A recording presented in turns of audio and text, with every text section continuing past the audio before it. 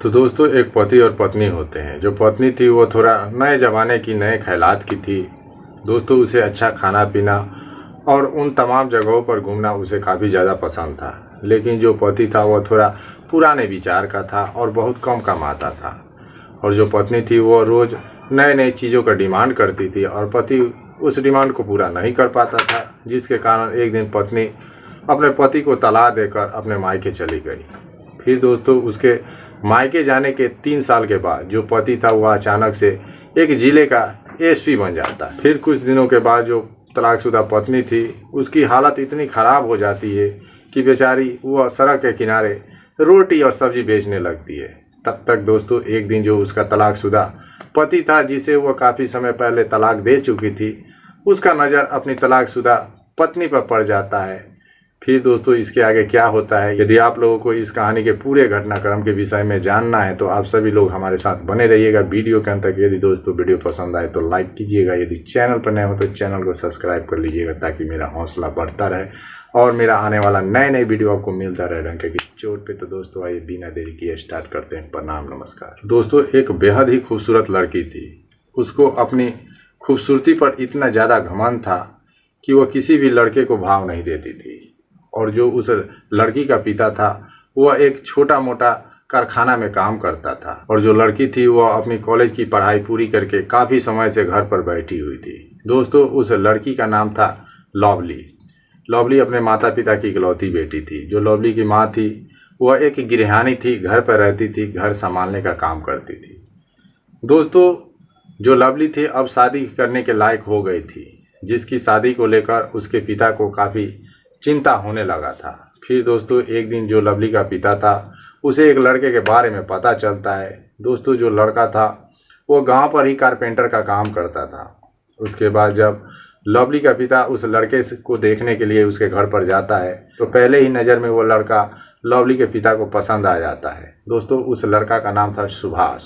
सुभाष भी अपने माता पिता का इकलौता बेटा था और सुभाष पढ़ाई के साथ साथ कमाई भी करता था, यानी कि आईपीएस की तैयारी कर रहा था वह। उसके बाद जो लवली का पिता था वह सुभाष के माता पिता से मिलकर सुभाष और लवली की शादी का दिन तारीख पक्का कर देता है। उसके बाद वह घर चला आता है। फिर घर आने के बाद यह बात अपनी बेटी और अपनी पत्नी को बताता है। उसके बाद जो लवली थी वह इस बात को सुनकर बहुत खुश हो जाती है कि उसका जो पति है वह एक आईपीएस ऑफिसर है। लेकिन दोस्तों ऐसा कुछ था नहीं, वो तो आईपीएस का तैयारी कर रहा था और साथ में कारपेंटर का काम भी कर रहा था। दोस्तों उसके बाद जो लवली का पिता था वह लवली के शादी के तैयारी में जुट जाता है। फिर कुछ दिनों के बाद तय समय पर जो सुभाष था वह बारात लेकर आता है और लवली के साथ विवाह रचाकर उसे अपना पत्नी बनाकर घर लेकर चला जाता है। लेकिन जब लवली पहली बार अपने ससुराल जाती है तो अपने ससुराल का स्थिति देखकर रोने लगती है और दोस्तों वह अपने पति और सास ससुर को कोसने लगती है। कहती है कि उसका जो पिता है उसके साथ धोखा किया है।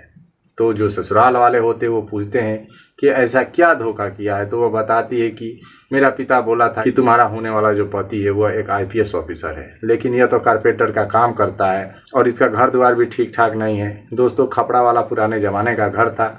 यह देखकर जो लवली थी उसके पैरों तले ज़मीन खिसक गई थी। फिर दोस्तों कुछ दिनों तक जो लवली थी वह मजबूरी में अपने पति के साथ रहती है। उसके बाद दोस्तों आए दिन अब नया नया डिमांड कसने लगती है। क्योंकि पति जो था वह तो अभी बहुत थोड़ा कमाता था, लेकिन जो लवली थी वह आए दिन उससे डिमांड करती थी अच्छी अच्छी चीज़ खाने का, नए नए रोज़ कपड़े पहनने का और जिधर तिधर घूमने जाने का। और जो पति था उसका सुभाष उस लायक था नहीं कि उसका डिमांड पूरा कर सकता। फिर दोस्तों एक दिन उन दोनों में खूब जमकर झगड़ा हो गया इसी बात को लेकर। और दोस्तों झगड़ा इतना ज़्यादा हो गया कि जो लवली थी वो अपने पति को उसी समय तलाक देकर मायके चली आई। उसके बाद दोस्तों जो लवली थी वह अपने मायके में आकर रहने लगी और जो सुभाष था वह अपने घर पर अपना काम करता रहा और जो अपना पढ़ाई लिखाई था आईपीएस वाला वो अपना जारी रखा। फिर दोस्तों इसी तरह से लवली को अपने मायके में रहते हुए लगभग 3 साल का समय बीत गया। उसके बाद इधर जो सुभाष था दोस्तों वह अपने पढ़ाई के बलबूते पर एक जिले का एसपी बन गया। उसके बाद दोस्तों जो इधर लवली मायके में 3 साल से रह रही थी, मायके वाले थे उनका भी स्थिति एकदम डामाडोल हो गया। फिर दोस्तों अब लवली जो थी एक एक रोटी के लिए मजबूर हो गई। फिर दोस्तों वह हार मानकर जो लवली थी वह अपना पेट चलाने के लिए सड़क के किनारे एक रोटी सब्जी की दुकान कर लेती है और दोस्तों उसे रेगुलर चलाने लगती है। एक दिन की बात है दोस्तों, जो सुभाष था एसपी बनने के बाद एक दिन निकला हुआ था मुआयना करने के लिए अपने ज़िले का। तब तक दोस्तों उसका नज़र पड़ जाता है अपनी तलाकशुदा पत्नी लवली पर, जो कि उस समय सड़क के किनारे ठेला पर रोटी सब्जी बेच रही थी। उसके बाद जब सुभाष देखता है कि उसकी पत्नी जो है वह ठेला पर रोटी सब्जी बेच रही है, तो दोस्तों वह देखकर बहुत भावुक हो जाता है और वह रोटी सब्जी खाने के लिए उसके ठेले पर जाता है। जो उस समय लवली थी वह अपने ग्राहकों को खाना परोस रही थी। तब तक उसकी भी नज़र पड़ जाता है अपने तलाकशुदा पति सुभाष पर। फिर दोस्तों जब नज़र पड़ता है तो जो लवली थी वो देखती है कि अब उसका जो पति है वह एक आईपीएस ऑफिसर है। यह देखकर उसके पैरों तले ज़मीन खिसक जाता है और दोस्तों उसके आंखों से झरझर आंसू बहने लगते हैं। और इधर जो सुभाष था वह भी अपने पत्नी को देखकर कहीं ना कहीं भावुक हो चुका था।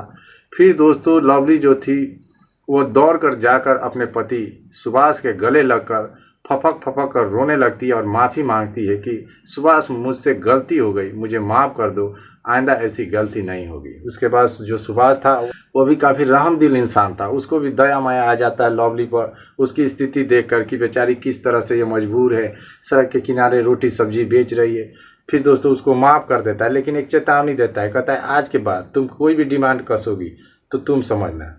उसके बाद दोस्तों वो फिर से लवली को अपनाता है और अपने घर लेकर जाता है। उसके बाद से लवली जो थी वो भी अपने पति के साथ हंसी खुशी से रहने लगती है। और दोस्तों अब जो सुभाष था वो तो काफ़ी अच्छा खासा कमा रहा था, समझ सकते हैं जो जिला का एसपी हो उसके पास तो पैसे की कोई कमी होगी नहीं। अब वो भी उसका हर डिमांड पूरा करने लगा था।